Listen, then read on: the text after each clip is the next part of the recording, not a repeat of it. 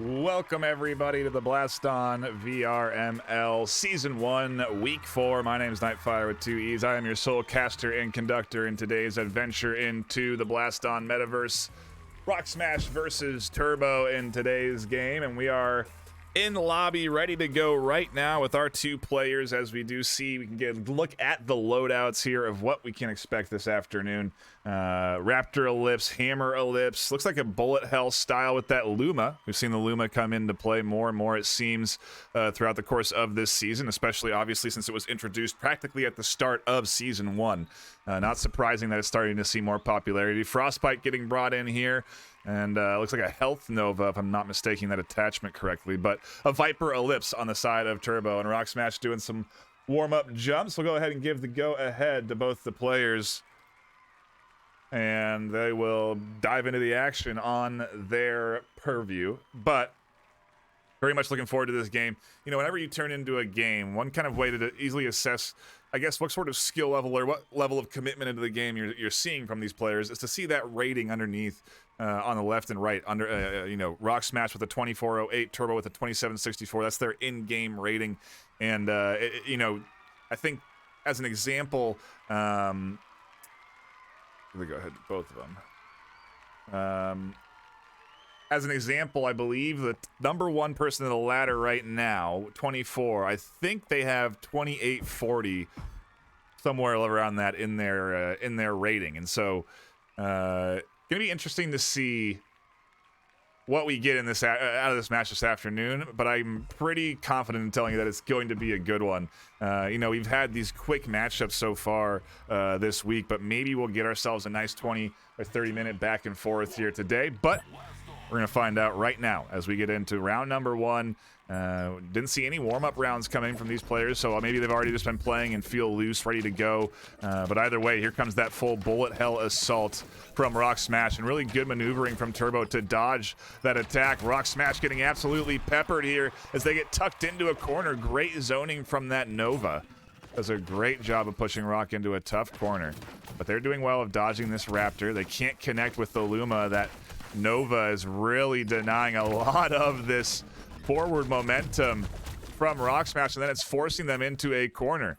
Good maneuvering there to avoid that Hammer Ellipse coming in from the side, but still, they have a lot coming at them.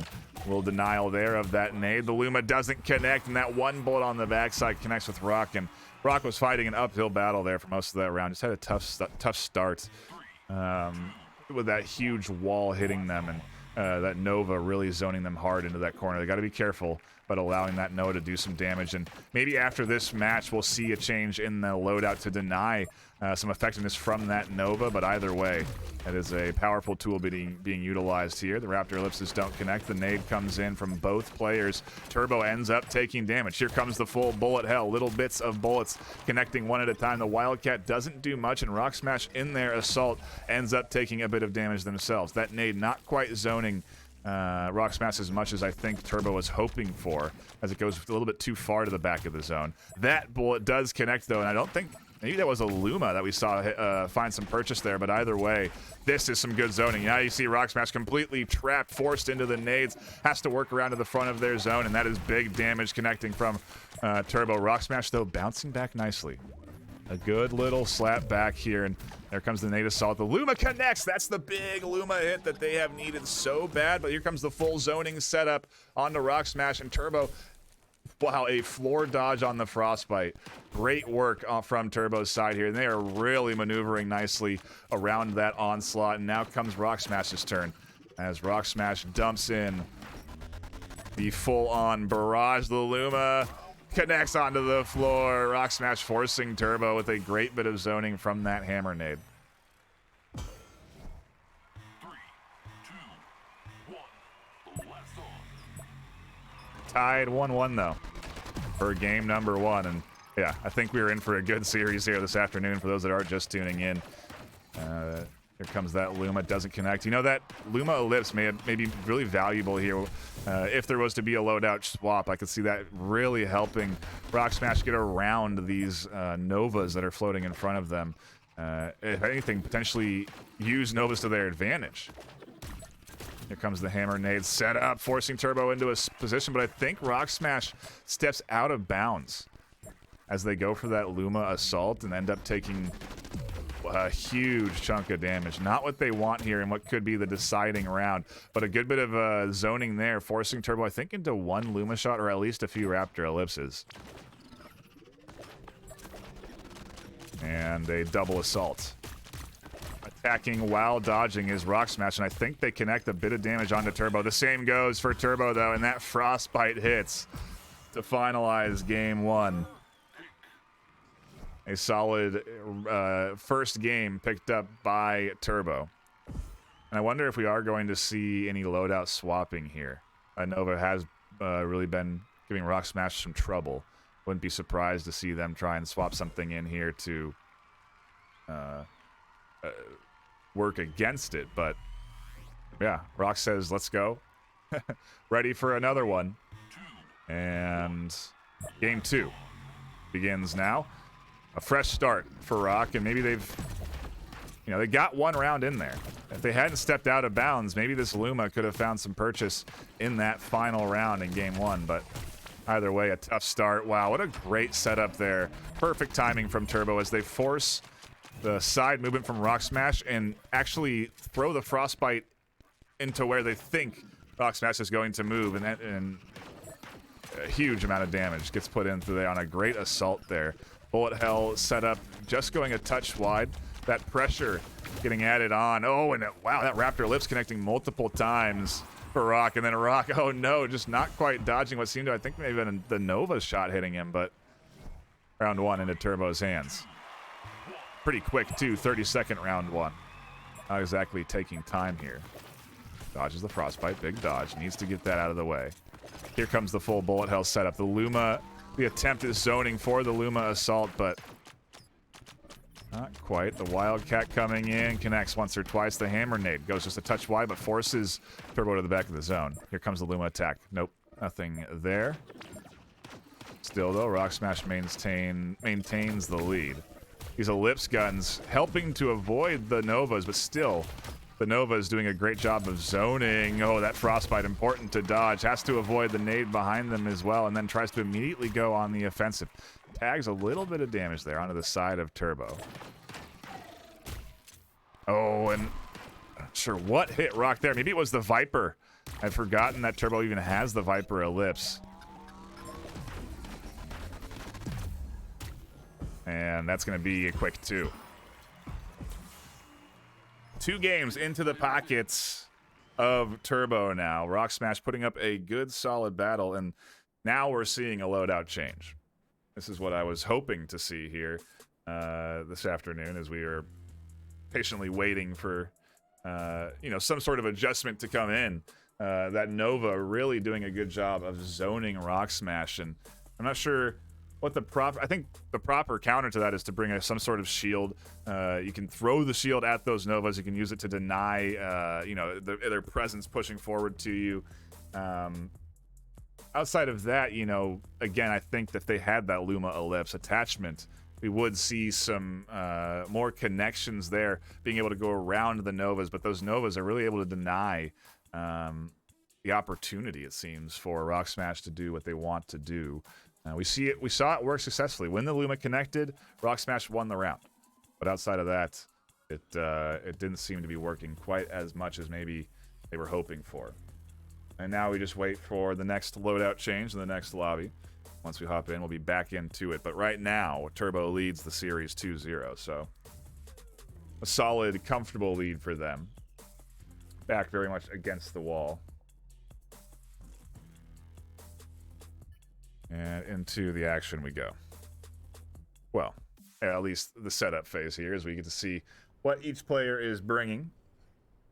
I wait for both of them to join, but either way, a good series here to tune into. A nice bit of back and forth, a pretty quick battle still, nonetheless, as we do see two games end up happening within that 10-minute time span. But nonetheless, good bits of trading going on here this afternoon, and interested to see what a loadout swap will do for either one of these players. Maybe it puts Rocksmash even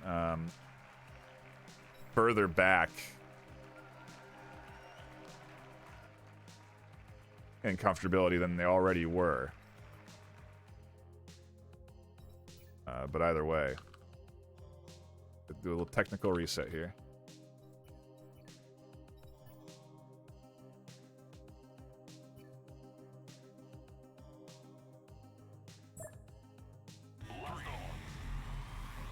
There we go. We are in now. Take a look at the loadouts briefly, and what were we seeing change? Oh, well, first things first. We have to swap the sides. Gotta get Turb0 on the correct side, as they have changed sides. So I think we may be hopping into the action, but we'll get our tech issue sorted here as round one begins.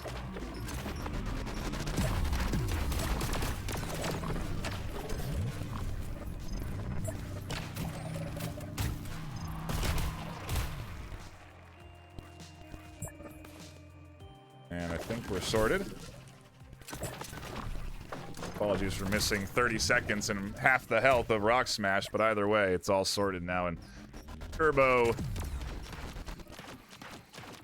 chipping away at Rocksmash's HP. The Arc coming in, the Lance, excuse me, coming in from Rocksmash. Gonna try to use that as a tool for zoning. The Hurricane as well getting brought in here. We saw that Hurricane attachment get brought in just yesterday. Didn't seem to do too much in the zoning element, but either way, they're going to try and utilize it to zone and force Turb0 into a position where that Luma can connect. Rocksmash, however, taking a lot of damage. That Wildcat really hitting him. Round one into the pockets of Turb0 and a round away from taking the series. Game 3 on the line here now as Rocksmash has gone through this loadout change and is trying to get something going here for them. As out the gate, some good damage connects. The Luma does manage to hit, and that Lance doing some nice damage for Rocksmash does put them in the lead early here in round 2, a lead that they really need. Interesting use of the Hurricane there, not utilizing its late detonation elements and trying to jump around in their play space to avoid that Lance as it really zones Rocksmash nicely. And here comes the Luma attack, but again, not everything's not coming together for Rocksmash like they need it to. They're not quite getting Turb0 into a tough enough position where that Luma can't connect. And as I say, that's some good back and forth finds purchase there. Turb0 short on health, but so is Rocksmash. And there it is as Rock reaches for another weapon. Turb0 takes game number 3, and that is the series in the books for Turb0. An exciting duel nonetheless to jump into here this afternoon, and hats off to Rocksmash for putting up a good battle here today. Certainly a tough challenge as Turb0, I think, just had a little bit better job of zoning up against Rocksmash. They just simply forced Rocksmash into more corners, and whether that's because of the loadout or the utilization of that loadout, I'm not sure. But one thing at least I haven't seen yet is that Hurricane with that late detonation attachment really be that successful. It feels like it should cause a lot of zoning space if you can get the airburst above the player. You can then force the player to move back or forward in their zone. But it just didn't seem to really have that effect today or in the matchup that I saw yesterday. And so I don't know if I'm really a believer in that late detonation Hurricane attachment. But either way, a good attempt there, and we can see the strategy Rocksmash was trying to deploy: zone Turbo into a corner, and then once they're into that corner, hit them with some Lumas. For me personally, I've seen that Luma connect obviously without the attachments, but just in the other day watching it with that arc attachment, it just seems like a much more effective tool. So, something worth grinding out, I suppose, if you're a player that enjoys the Luma.